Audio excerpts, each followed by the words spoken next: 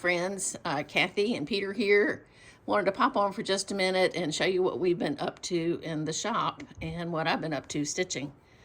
The first of the month, we showed you Waxing Moon Designs, the trio spool for 20 count. This was 20 count, and also for 40. Could fit that on here, and y'all really love this. But I realized that we were neglecting our 28 count stitchers, and there's a lot of y'all out there that stitch on 28 count. I've stitched on some, and here lately I've picked it up and have really begun enjoying stitching on 28 count. It's so much easier to see, and using two threads, two strands of floss, everything just shows up so good. It's very rich and full, and it seems like the stitches almost lay on top of the fabric versus getting melded in like it does on linen sometimes. But anyway, so we didn't want to neglect our stitchy friends for 28 count. I know I watch Once Upon a Stitch, Laurie. Hey Laurie, I love you. Anyway, she always stitches, or most of the time stitches on 28 count, and all of her work is so lovely and beautiful. And, you know, you can see it, which I love the tiny, but, you know, I'm appreciating, there's something about appreciating everything. So anyway, thinking about the trio, Waxing Moon Designs trios, the designs that Jacqueline has done, there are so many out there, and they are just beautiful. They're so cute. They're so whimsical.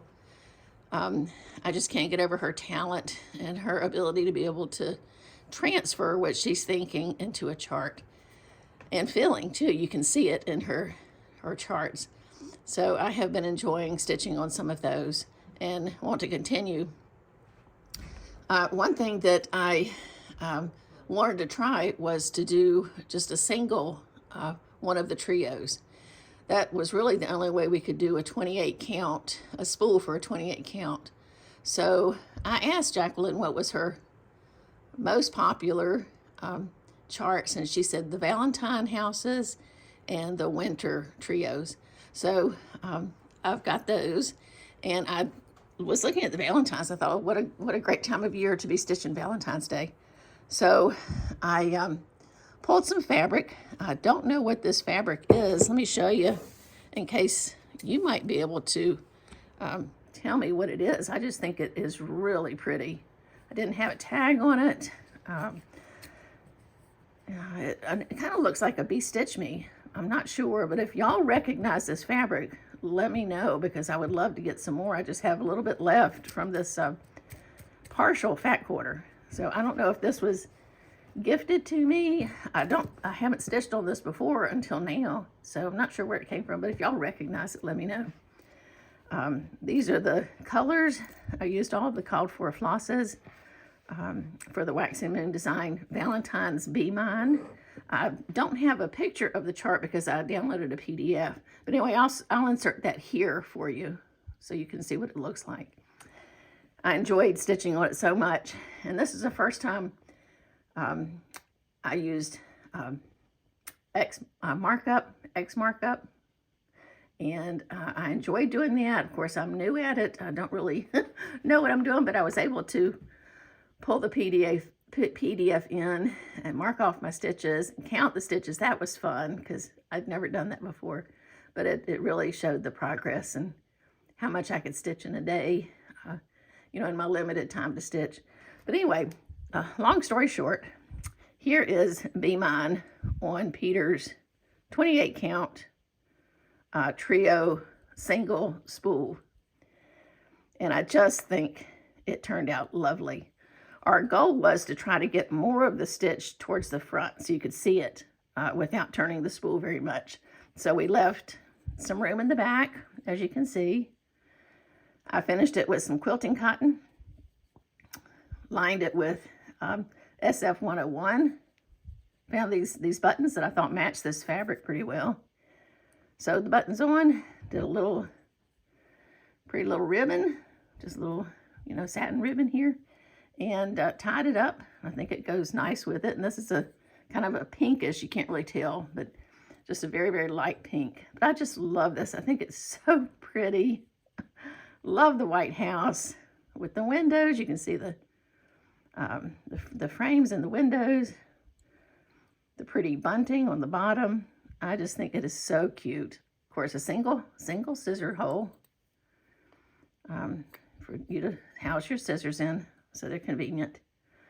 So this will be in our shop on February the 1st in celebration of Valentine's Day. And of course, you could stitch any waxing moon design, 28 count single with the border, and it would fit beautifully. If you want to know more about it, about how I finished it, if you need more instructions, I'm sure I'll be doing another one, and Mike could do I'm hesitant to say a tutorial, but I might could show you how I did it. Anyway, I asked Peter if he could turn some spools in different woods. This is walnut.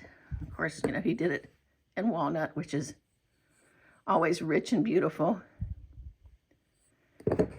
He did it in an ambrosia maple, which the ambrosia part is this streak, and you can see where the ambrosia beetle went into the wood and kind of made its trail, which I think adds so much character to the wood. Really, really pretty.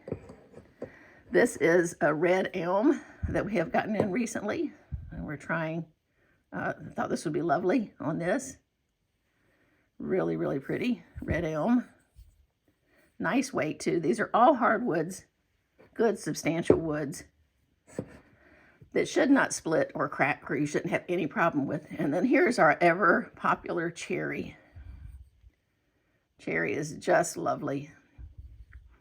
It's looking lighter in this than it actually is. Of course, with the light on my stand here, it kind of, brightens it up a little bit. But you can tell as I move away from the camera a little bit that it's a rich wood.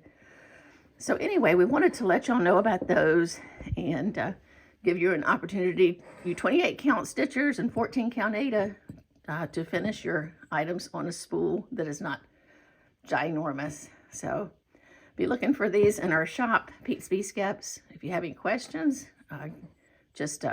you can direct message me there, or you can send a message to PetesBeeSkeps@gmail.com.